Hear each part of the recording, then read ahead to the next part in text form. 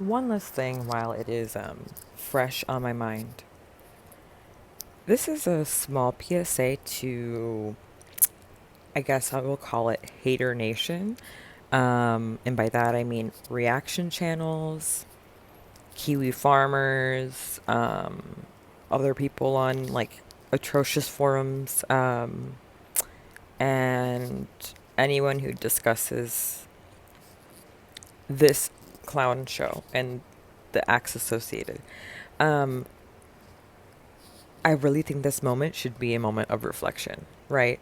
Uh, a lot of people have a hard time with Chantal. She lies, she exaggerates, she's back and forth.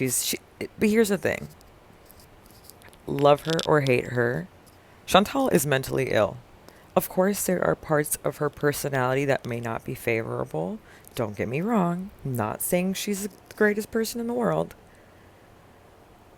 But she is genuinely suffering from mental illness. Now, Chantal, if for some, you know, crazy reason you're listening, I also do want to say to you that just claiming you have mental illness does not absolve you from the role you played in this situation. Taking accountability is realizing that, yeah, saying, yeah, I have a mental illness, and then actually, literally committing to doing something about it. Otherwise, it falls on deaf ears, and it's clear that you are enslaved to your mental illness, and you have to the point where it's become who you are, and you have no desire to grow or get better. Think about it. You'd think this is your reality, but every day you wish it wasn't like this, but then you really don't try to maintain it. You don't do anything besides what keeps you miserable and crazy. That's how you got into the situation with Nader. Um, there's been so many things where this community likes to talk about, oh, I think this is all scripted, this is all fake. This isn't fake, okay? These are real people, crazy, weird, whatever, entertaining people that are filming themselves. Chantal can't even make cancel HelloFresh on time, and y'all are claiming she's scripting things or she's coordinating. There are times where you can genuinely tell when they're faking or putting on thick. They lay it on thick, and it's very transparent to see. All you have to do is remove your emotions and see that they're hamming it up, both her and Nader, back when it was back and forth. But for all the people who said that her accusations were false, shame on you for not for that, seriously. It was plain as day that she was a mentally ill woman. I'm not saying anything about who she is morally or whatever, who was deeply in a cycle with this guy. How she acted towards Didi is unexcusable. Let me be clear. And he absolutely has the capability of hurting people and doing every single thing that she accused him of. People really want to diminish his stabbing of two people. And I see when someone comments that he attempted to murder people, that people say, attempted to murder where? Let's talk factually. The stabbing was the attempted murder, right? Because when you stab someone, what's your intention? And not just one, two people. Okay. He absolutely hit her. We've seen it on camera, and people are like, oh, well, just a little too hard. Okay, A plus B equals C. If if he is willing to hit her that hard on camera, how hard do you think he hits her off? Okay, my man has never touched me that hard. He hasn't even smacked me, like, with any kind of, like, anything beyond like the strength of a feather. That's it. That's not fucking normal. And you guys need to really look into yourself and how you perpetrate toxic masculinity and rape culture. And I'm not saying, like, rape culture doesn't just apply to rape. I'm talking when you are non-consensually violating another human being. Just women, generally speaking. Okay? It's been disgusting to see a lot of the shenanigans on here for the past few months.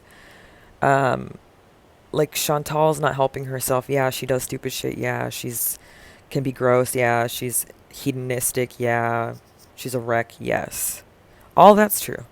Once again, the internet has a really hard time with black and white thinking. Really hard time with black and white thinking, as well as not being able to distinguish nuance at all or context. And it becomes swept up in people's fantasy and their biases, and they just are able to convince other people of their certain theories, and then it just goes from there. Seriously, everyone should really put their head on their shoulders. Chantal has been taunted by the users of this community into doing crazy shit, and her VIPs. That's fucked up.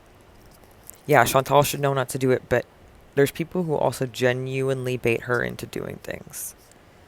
Yes, she's done terrible things on her own, but I'm talking about the role this community has had in this.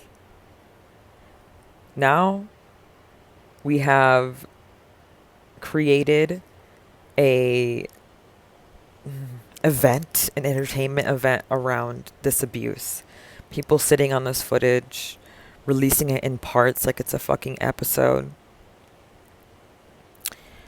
Yeah, no. That's completely unethical. And let me tell you why. Sam's Bar Lounge, whoever you are, probably Jennifer Corvina. You have endangered Dee Dee's life in a way that I cannot comprehend. Nader threatened to kill Dee Dee on that last episode. You saw him threaten her about calling 911. He gets very cocky that he can get in jail. He'll come back out and he will finish his job. So you better not betray him. There's no point in calling 911. He's done this before.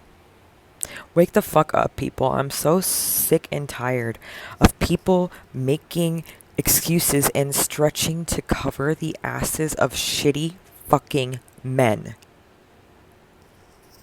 Okay? And sometimes shitty fucking men prey on not the best people. But you have to remove your fucking ego and your hatred in order to understand that. Okay? Like, I beg this community, because this is dark. This is not okay. Debbie is in genuine threat. And for everyone who gets angry with her and how she talks and how she defends Chantal and how she meddled in this. Yes, yes, yes, all of this. I think Dee Dee was in a little bit over her head, and she's probably not mentally well either. Okay? I'm convinced that she didn't realize how bad he was until it was too late and he's there. And she is under his spell. Okay? People really do dumb shit and think weird things and do desperate things when they're in these relationships. She was foolish enough to move him into her house. But she did not ask for this.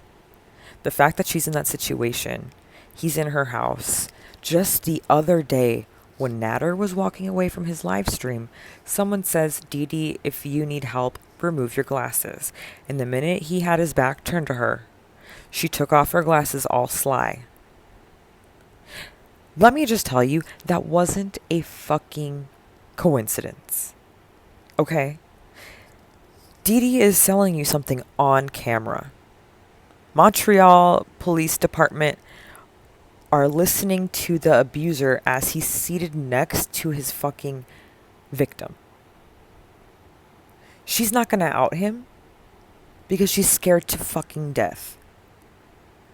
In that video, I just heard her cry for her father. A grown-ass woman crying for her, I'm assuming, dead father. It makes me sick. That's not something that's scripted. That's not something that's faked. That's not something for drama or for fucking super chats. Wake the fuck up and please use some discretion and critical thinking about what are people's intentions behind doing certain things and what's reality, because in this community that fucking line has been blurred to a point of immorality. Okay? I really am just so beyond it. I'm just really disgusted. I'm disgusted by Nader. I'm disgusted by society in general. That, creates men like Nader. I'm disgusted by the criminal justice system of Canada for not doing Delphine justice the first time around. I'm disgusted in the Canadian justice system for not considering that abusers would lie straight to their face when their victim's right next to them. That's not fucking sexual. Any fucking cop needs to brush up. It's not sexual. These are easy lies that abusers always say. Easy lies that abusers always pull out. You know what? I'm gonna click something cute maybe and see if that makes me feel a bit better.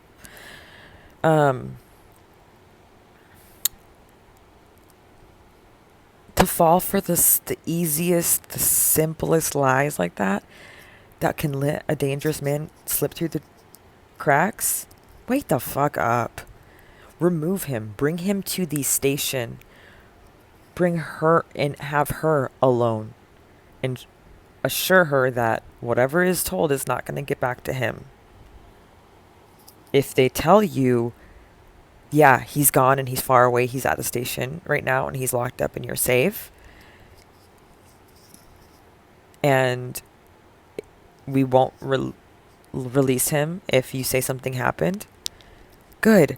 Instead, they let him cry his way out of fucking being locked up. That's heinous. That's actually heinous. It's a failure of the system beyond the morality or intentions of the characters involved at that point. And then we as observers have been unethical and entertaining ridiculous, ludicrous fucking conversations that are so far from the realm of possibility. It should be like I said, shameful. Wake the fuck up. Do something about it.